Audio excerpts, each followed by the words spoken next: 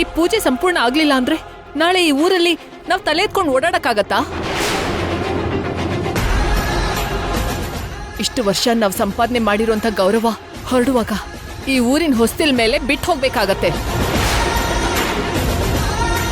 ನಡೆದಿದ್ದೇನೋ ನಡೀತು. ಇನ್ ಮುಂದೆ ಏನ್ ನಡಿಬೇಕೋ ಅದನ್ನ ಯೋಚನೆ ಮಾಡಿ. ಇನ್ನು ಯೋಚನೆ ಮಾಡಕ್ ಏನಿದೆ ಅತ್ತೆ? ಬಟ್ಟೆ ಬರೆ ಪ್ಯಾಕ್ ಮಾಡ್ಕೊಂಡು ವಾಪಸ್ ಮನೆಗೆ ಹೋಗ್ಬೇಕು.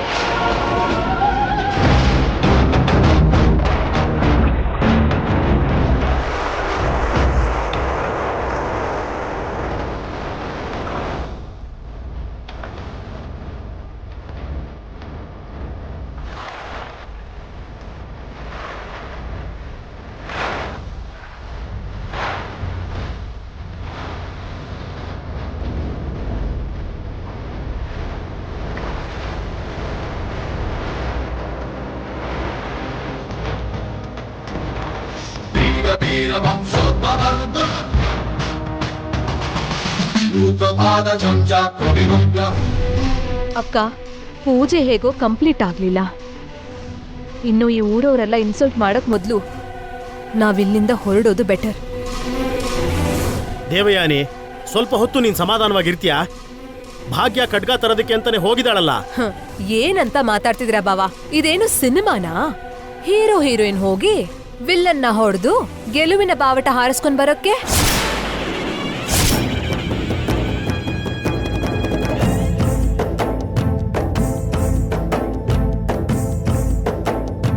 ಗೆಲುವಿನ ಬಾವುಟ ಅಲ್ಲ, ಗೆಲುವಿನ ಖಡ್ಗ ಹಿಡ್ಕೊಂಡು ಬರ್ತಾ ಇದ್ದಾರೆ. ಅಲ್ಲಿ ನೋಡಿ.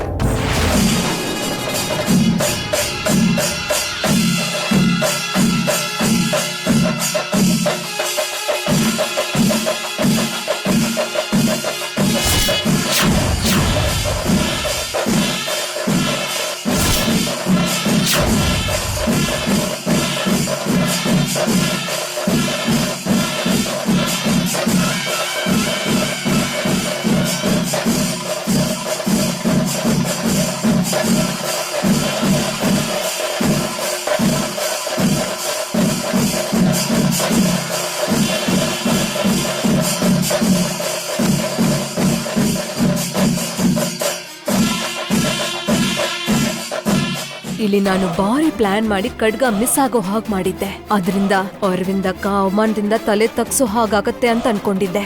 ಅರವಿಂದಕ್ಕಂಗಿರೋ ಅಹಂಕಾರದ ಕೊಂಬು ಒಂದ್ಸಲ ಆದ್ರೂ ಮುರಿಯತ್ತೆ ಅಂತ ಆಸೆ ಪಟ್ಟಿದ್ದೆ.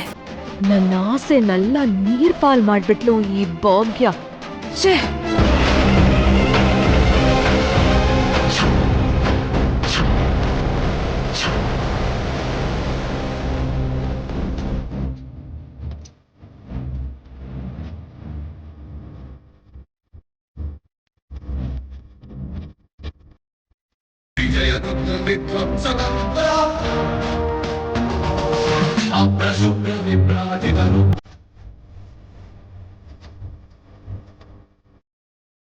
ಅಮ್ಮ ಭಾಗ್ಯ, ಕೊನೆಗೂ ನೀನ್ ಸಾಧಿಸ್ಬಿಟ್ಟಿಯಮ್ಮ.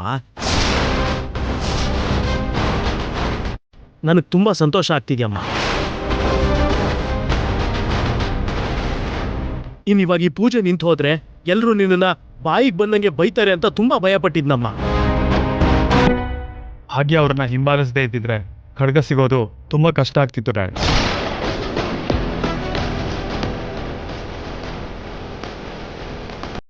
ನಿನ್ನ ಬಗ್ಗೆ ನನಗೆ ಗೊತ್ತು ಭಾಗ್ಯ. ಎಲ್ರಿಗೂ ಒಳ್ಳೇದಾಗ್ಲಿ ಅಂತ ನೀನ್ ಯಾವ ಹಂತಕ್ಕೆ ಇಳಿತೀಯ ಅಂತ. ಅನ್ಕೊಂಡಿದ್ದನ್ನ ಸಾಧಿಸೋದಕ್ಕೋಸ್ಕರ ಎಷ್ಟು ಚಡಪಡಿಸ್ತೀಯ ಅಂತ.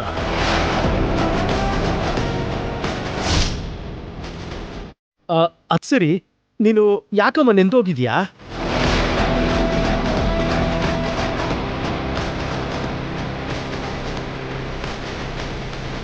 ಅದ್ರ ಹಿಂದೆ ತುಂಬಾ ದೊಡ್ಡ ಕಥೆ ಇದೆ ಡ್ಯಾಡ್. ಅಲ್ಲಿ ಏನಾಯ್ತು ಅಂದ್ರೆ,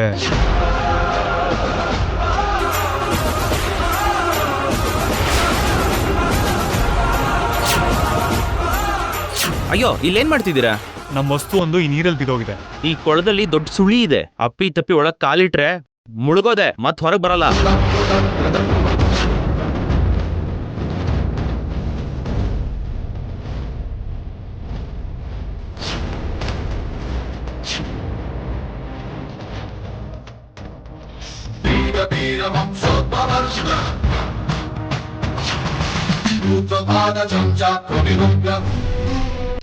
ಭಾಗ್ಯ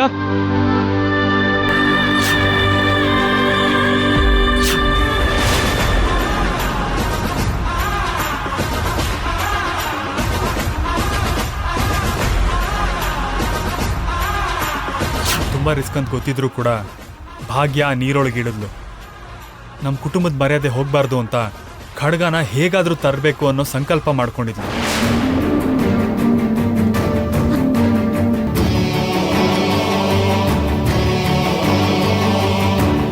ಅಬ್ಬಬ್ಬಬ್ಬಬ್ಬ, ಇಂಥ ಅದ್ಭುತ ನಾನೆಲ್ಲೂ ನೋಡಿರಲಿಲ್ಲ.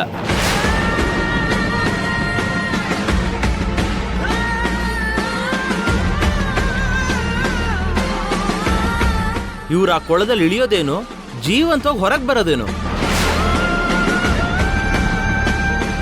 ಮೊದಲನೇ ಸಲ ಆ ಕೊಳದಲ್ಲಿ ಇಳಿದು ಜೀವಂತವಾಗಿ ಬಂದಿರೋ ವ್ಯಕ್ತಿ ಇವತ್ತೇ ನೋಡಿದ್ದು. ಗಂಡಸರಿಗೆ ಆ ಸುಳಿ ಹತ್ರ ಹೋಗೋಕೆ ಧೈರ್ಯ ಸಾಲಿಲ್ಲ. ಅಂತದ್ರಲ್ಲಿ ಆ ಹುಡುಗಿ ಅಷ್ಟು ಧೈರ್ಯವಾಗಿ ಇಳಿದ್ಲು ಅಂದ್ರೆ ಚಪ್ಪಾಳೆ ಹೊಡಿಲೇಬೇಕು. ಹೊಡಿರಿ ಚಪ್ಪಾಳೆ.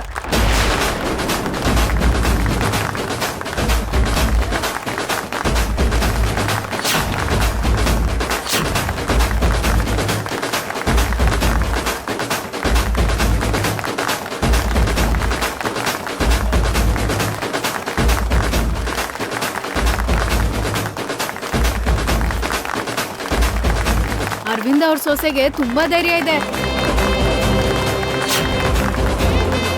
ಅತ್ತೆ ತಕ್ಕ ಸೊಸೆ ಅನ್ನಿಸ್ಕೊಂಡ್ಲು.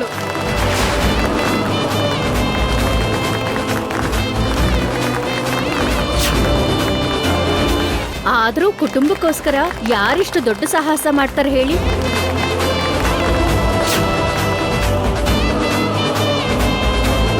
ಕರೆಕ್ಟಾಗಿ ಹೇಳಿದ್ರಿ. ನಮ್ಮ ಭಾಗ್ಯಗೆ ಕುಟುಂಬ ಅಂದ್ರೆ ಸಾಕು, ಏನ್ ಮಾಡೋದಕ್ಕಾದ್ರೂ ಸಿದ್ಧಳಾಗಿರ್ತಾಳೆ. ನಂಬಿದ ಜನರಿಗೋಸ್ಕರ ಎಷ್ಟು ದೂರ ಬೇಕಾದ್ರೂ ಹೋಗೋದಕ್ಕೆ ಸಿದ್ಧ ಇರ್ತಾಳೆ.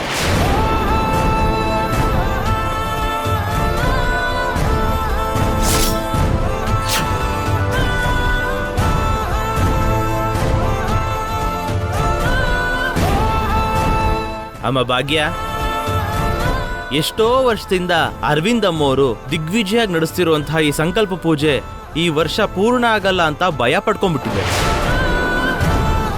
ಕೊನೆಗೆ ದಿಗ್ವಿಜಯವಾಗಿ ಪೂಜೆ ಸಂಪೂರ್ಣವಾಯಿತು.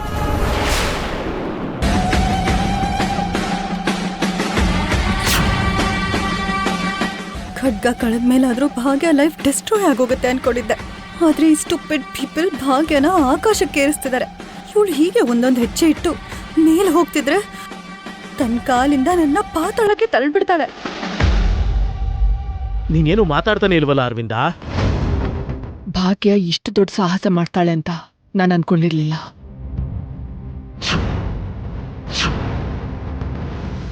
ಹೇಗಾದ್ರೇನಂತೆ, ಖಡ್ಗ ತಗೊಂಡ್ ಬಂದ್ಲಲ್ವಾ? ಪುರೋಹಿತ್ರೆ, ನೀವು ಪೂಜೆನ ಮುಂದುವರಿಸಿ. ಸರಿನಮ್ಮ. ಓಂ ಸೋಮಾಯ ನಮಃ ಸ್ವಾಹಾ. ಓಂ ಸೋಮಾಯ ಇದಂ ನಮಃ. ಓಂ ಇಂದ್ರಾಯ ನಮಃ ಸ್ವಾಹಾ. ಓಂ ಇಂದ್ರಾಯ ಇದಂ ನಮಃ. ಓಂ ಚಂದ್ರಾಯ ನಮಃ ಸ್ವಾಹಾ. ಓಂ ಚಂದ್ರಾಯ ಇದಂ ನಮಃ. ಓಂ ವನಸ್ಪತಯೇ ನಮಃ ಸ್ವಾಹಾ. ಓಂ ವನಸ್ಪತಯೇ ಇದಂ ನಮಃ. ಹರಿ ಓಂ ಯಜ್ಞನಾರಾಯಣಾಯ ನಮಃ. ಓಂ ಗಣಾನಾಂ ತ್ವಾ ಗಣಪತಿಗುಂ ಹವಾಮಹೇ ಕವಿಂ ಕವೀನಾಮೋಸ್ರವಸ್ತವಂ ಜ್ಯೇಷ್ಠರಾಜಂ ಬ್ರಹ್ಮಣಾಂ ಬ್ರಹ್ಮಣಸ್ಪದ ಆನಶೃಣ್ವನ್ನೋತಿಭಿಃ ಸೀದಸಾದನಂ ಸ್ವಾಹಾ. ಓಂ ಶ್ರೀಮನ್ಮಹಾಗಣಾಧಿಪತಯೇ ಇದಂ ನಮಃ. ಓಂ ತ್ರಯಂಬಕಂ ಯಜಾಮಹೇ ಸುಗಂಧಿಂ ಪುಷ್ಟಿವರ್ಧನಂ ಉರ್ವಾರುಕಮೇವ ಬಂಧನಾನ್ ಮೃತ್ಯೋರ್ಮುಕ್ಷೇಮಾಮೃತ. ಅಮ್ಮ, ಮಿತ್ರ ಅವ್ರನ್ನ ಕಾಪಾಡ್ಕೊಳ್ಳೋಕ್ಕೋಸ್ಕರನೇ ನಾನು ಇಲ್ಲಿಗೆ ಬಂದಿದ್ದು. ಆದ್ರೆ ಅವ್ರಿಗೆಲ್ಲಿಂದ ಯಾವ ಅಪಾಯ ಬರುತ್ತೋ ಅಂತ ಭಯ ಆಗ್ತಿದೆ. ಅವ್ರಿಗೆಲ್ಲಿಂದ ಯಾವ ಥರದ ತೊಂದರೆ ಆಗುತ್ತೋ ಅಂತ ಗೊತ್ತಾಗೋ ಹಾಗೆ ಮಾಡಮ್ಮ.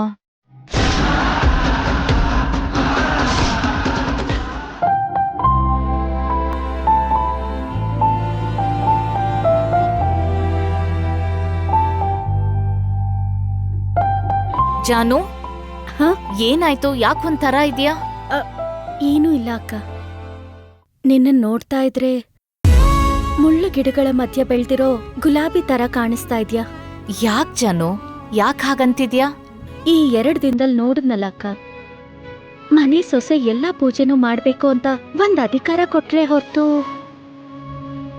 ಪ್ರತಿ ಸಣ್ಣ ವಿಷಯಕ್ಕೂ ನಿನ್ ಮೇಲೆ ಆರೋಪ ಹೊರಿಸಿದ್ರು. ಅವಕಾಶ ಸಿಕ್ಕಿದ ಪ್ರತಿ ಸಲನೂ ನಿಂಗೆ ಅವಮಾನ ಮಾಡ್ತಾನೇ ಇದ್ದಾರೆ. ಇನ್ ಮುಂದೆ ನೀನ್ ಆ ಮನೆಯಲ್ಲಿ ಹೇಗಿರ್ತೀಯೋ ಏನೋ ಅಂತ ನನಗ್ ತುಂಬಾ ಚಿಂತೆ ಆಗ್ತಿದೆ ಅಕ್ಕ. ನೋಡ್ ಜಾನು, ನಾವ್ ಹೋಗೋ ದಾರಿಲಿ ಕಲ್ಲು ಮುಳ್ಳು ಇದೆ ಅಂತ ಹೆದರ್ಕೊಂಡ್ರೆ ಪ್ರಯಾಣ ಅಲ್ಲೇ ನಿಂತು ಹೋಗುತ್ತೆ. ಆ ಕಲ್ಲನ್ನ ಮುಳ್ಳನ್ನ ತೆಗಿತಾ ಹಾಗೆ ಮುಂದೆ ಹೋಗ್ತಿದ್ರೆ ನಮ್ ಪ್ರಯಾಣ ಅನ್ಕೊಂಡಿದ್ದ ಜಾಗಕ್ಕೆ ತಲುಪುತ್ತೆ. ಏನಾದ್ರೂ ನಾವ್ ಯೋಚನೆ ಮಾಡೋ ರೀತಿ ಮೇಲೆನೆ ಎಲ್ಲ ನಿಂತಿರುತ್ತೆ. ಅದ್ ಹೇಗಾಗತ್ತೆ ಅಕ್ಕ?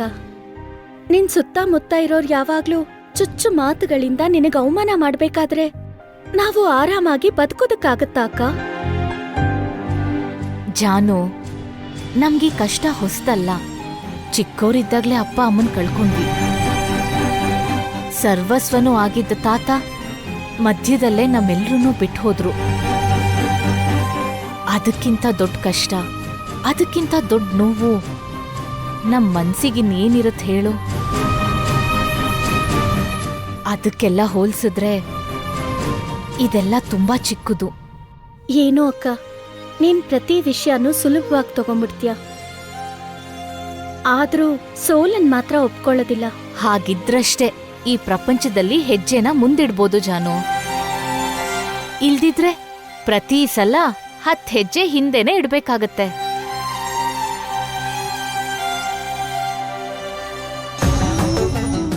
ಅಮ್ಮ ಭಾಗ್ಯ, ಆ?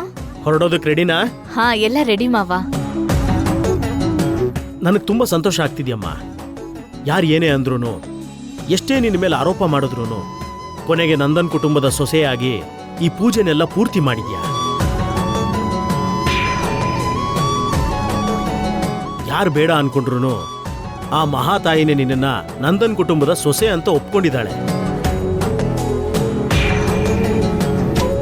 ಆ ತಾಯಿನೇ ನಿನ್ನ ಕೈಯಲ್ಲಿ ಇಷ್ಟು ಪೂಜೆಗಳನ್ನೂ ಮಾಡಿಸ್ಕೊಂಡಿದ್ದಾಳೆ. ಅದಕ್ಕೆ ನನ್ನ ಮನಸ್ಸು ತುಂಬಾ ತೃಪ್ತಿಯಾಗಿದೆಯಮ್ಮ. ನೋಡಿದ್ರ ಆಂಟಿ, ಏನೋ ಅನ್ಕೊಂಡ್ ನಾವಿಲ್ ಬಂದ್ವಿ. ಬಂದ್ಮೇಲೆ ಅದಿನ್ನೇನೋ ಆಯ್ತು. ಭಾಗ್ಯ ಅನ್ನೋ ಹೆಸರು ಕೂಡ ಕೇಳ್ದೆ ಇರೋ ಪ್ಲೇಸಿಗೆ ಬಂದ್ವಿ ಅನ್ಕೊಂಡಿದ್ದೆ. ಆದ್ರೆ ಎಲ್ಲ ಭಾಗ್ಯ ಕೈಲೇ ನಡೆಯುತ್ತೆ ಅಂತ ನಿಜ ಅನ್ಕೊಂಡಿರ್ಲಿಲ್ಲ ಆಂಟಿ. ಏನ್ ಮಾಡೋದ್ ಮನೀಷಾ, ಕೆಲ್ವೊಂದ್ ಸನ್ನಿವೇಶದಲ್ಲಿ ನಮ್ಮ ಆಲೋಚನೆಗೆ ಆಪೋಸಿಟ್ ಆಗಿ ನಾವ್ ಮಾಡ್ಬೇಕು ಅನ್ಕೊಂಡಿದ್ದಕ್ಕೆ ಸಂಬಂಧನೇ ಇಲ್ದಿರೋ ಹಾಗೆ ನಡೆಯುತ್ತೆ. ನಾವ್ ನೋಡ್ಕೊಂಡ್ ಸುಮ್ನಿರೋದ್ ಬಿಟ್ರೆ ಇನ್ನೇನು ಮಾಡಕ್ಕಾಗಲ್ಲ. ಆ ಭಾಗ್ಯ ಟೈಮ್ ಚೆನ್ನಾಗಿರ್ಬೇಕೇನೋ, ಅದಕ್ಕೆ ಪ್ಲಾನ್ ಮಾಡಿ ಬಿಟ್ಟು ಬಂದ್ರು ಕೂಡ ಆ ಅಮರೇಂದ್ರ ತಾತಾನೆ ಹಠ ಹಿಡಿದು ಭಾಗ್ಯನ ಇದಕ್ಕೆ ಕರ್ಕೊಂಡ್ ಬಂದ್ಬಿಟ್ರು. ಅದನ್ನೇ ಅದೃಷ್ಟ ಅನ್ನೋದು. ಇಲ್ಲಿ ನಾವ್ ಅನ್ಕೊಂಡಿದ್ದೂ ಆಗ್ಲಿಲ್ಲ, ಭಾಗ್ಯ ಅನ್ಕೊಂಡಿದ್ದೂ ಆಗ್ಲಿಲ್ಲ. ಆದ್ರೆ ಭಾಗ್ಯಂಗೆ ಅನುಕೂಲವಾಗಿ ಮಾತ್ರ ಆಯ್ತು. ಕೆಲವ್ರ ಅದೃಷ್ಟಕ್ಕೆ ಲಿಮಿಟೇ ಇರಲ್ಲ. ಆ ಅದೃಷ್ಟನ ನೋಡಿ ಉರ್ಕೊಳ್ಳೋದ್ ಬಿಟ್ರೆ ಇನ್ನೇನು ಮಾಡಕ್ಕಾಗಲ್ಲ. ಸರಿ, ಇನ್ನೂ ಆ ವಿಷಯದ ಬಗ್ಗೆ ಬಿಡು, ಬಾ ಹೋಗೋಣ.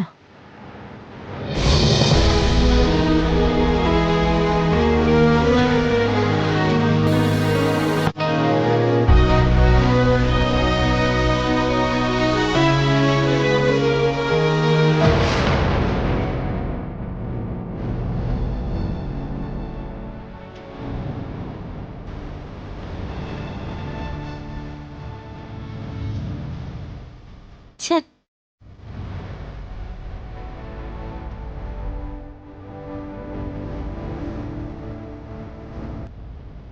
ಜಾನು ಪ್ಲೀಸ್. ಅರವಿಂದಮ್ಮ, ನೀವು ಹೇಳ್ದಾಗೇನೆ ಆ ವಜ್ರ ಖಡ್ಗನ್ನ ಅಮ್ಮವ್ರ ಗರ್ಭಗುಡಿಲಿ ಭದ್ರವಾಗಿ ಇಟ್ಟಿದ್ದೀನಿ. ರಾಮಮೂರ್ತಿಯವರೇ, ಇಲ್ಲಿ ನಮ್ಮ ಮನೇಲಿ ಒಬ್ಬರಂತೆ ಇದ್ದು ನಿಮ್ಮ ಸಹಾಯ ಸಹಕಾರನ ಕೊಟ್ಟಿದ್ದಕ್ಕೆ ಬಹಳ ಧನ್ಯವಾದ ರಾಮಮೂರ್ತಿಯವರೇ. ನಿಮ್ಗೆ ಯಾವತ್ತೇ ಎಂಥದ್ದೇ ಅವಶ್ಯಕತೆ ಇದ್ರು ನಾವಿದ್ದೀವಿ ಅನ್ನೋದನ್ನ ಮರಿಬೇಡಿ. ಆಯ್ತಮ್ಮ. ಏನ್ರಿ, ಬನ್ನಿ ಹೊರಡೋಣ. ಆಯ್ತು, ನಡೀರಿ. ಅತ್ತೆ.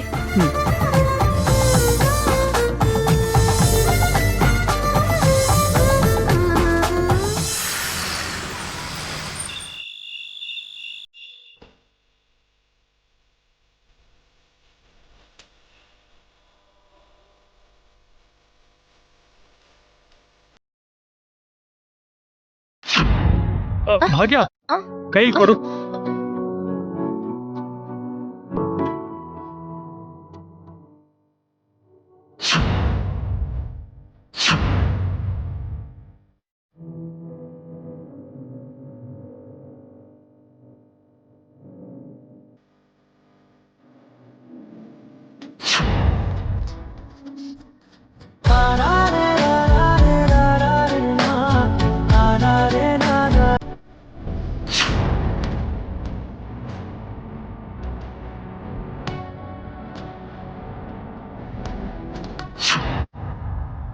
ಅಕ್ಷಿ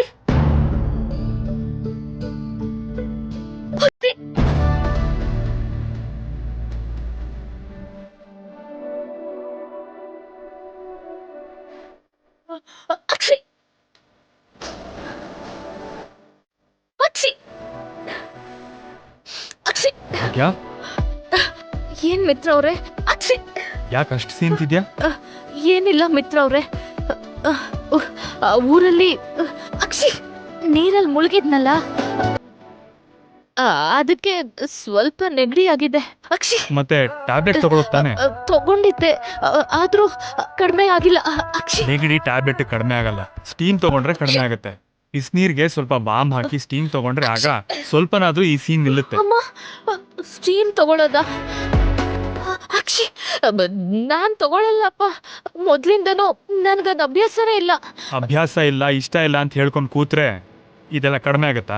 ಅಕ್ಷಿ ಒಂದ್ ನಿಮಿಷ ಇರು. ಸುಧೀರ್, ಸುಧೀರ್, ಏನ್ ಮಿತ್ರಣ್ಣ? ಬಿಸಿನೀರ್ ತಗೊಂಡ್ ಬಾ, ಭಾಗ್ಯಂಗೆ ಹಬೆ ಕೊಡ್ಬೇಕು. ಸರಿ ಮಿತ್ರಣ್ಣ. ಮಿತ್ರವ್ರೆ ಪ್ಲೀಸ್ ಬೇಡ ಮಿತ್ರವ್ರೆ, ಹಬೆ ತಗೊಳ್ವಾಗ ಕಣ್ಣು ಮೂಗು ಎಲ್ಲ ಬಿಸಿ ಆಗುತ್ತೆ ಅಕ್ಷಿ. ನನ್ಗದ ಆಗಲ್ಲ ಮಿತ್ರವ್ರೆ ಅಕ್ಷಿ. ಹೌದಾ? ನೋಡಿದ್ಯಾ ಆಗ್ಲಿಂದ ಹೇಗ್ ಸೀನ್ತಿದ್ಯಾ ಅಂತ? ಅಕ್ಷಿ ಇನ್ನೇನು ಹೇಳ್ಬೇಡ ನೀನು. ಅಕ್ಷಿ ಅಕ್ಷಿ ಮಿತ್ರಣ್ಣ, ಬಿಸಿ ನೀರು. ಅಕ್ಷಿ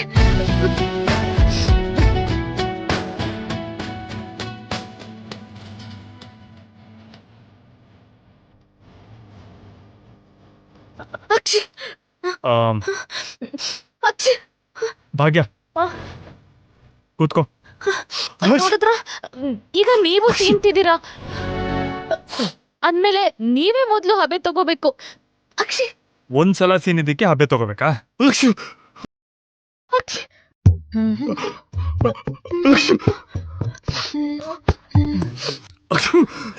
ನೋಡಿದ್ರ, ನನ್ಗಿಂತ ಜಾಸ್ತಿ ನೀವೇ ಸೀನ್ತಿದ್ದೀರಾ. ಮೊದ್ಲು ನೀವ್ ಸ್ಟೀಮ್ ತಗೊಳ್ಳಿ, ಆಮೇಲೆ ನನ್ ಬಗ್ಗೆ ಯೋಚನೆ ಮಾಡಿದ್ರಾಯ್ತು ಅಕ್ಷಿ. ನಾನ್ ಸ್ಟೀಮ್ ತಗೊಳ್ಳದೆ ಇದ್ರೆ ಭಾಗ್ಯ ಸ್ಟೀಮ್ ತಗೊಳಲ್ಲ ಅಂತ ಅನ್ಸುತ್ತೆ. ಹೇಗಾದ್ರೂ ಸ್ಟೀಮ್ ತಗೊಳ್ಳೋ ಹಾಗೆ ಮಾಡ್ಬೇಕು. ಅಕ್ಷಿ ಸರಿ ಭಾಗ್ಯ, ನಾನು ತಗೋತೀನಿ. ನನ್ ಜೊತೆಗೆ ನೀನು ಕೂಡ ಹಬೆ ತಗೋ. ತಗೊಳ್ಳೇಬೇಕಾ? ತಗೋಬೇಕು ಅಂದ್ರೆ ತಗೋಬೇಕು, ಇಲ್ಲ ಅಂದ್ರೆ ಇದು ಕಡಿಮೆನೇ ಆಗಲ್ಲ. ಅಕ್ಷಿ ಭಾಗ್ಯ ಬಾ. ಅಕ್ಷಿ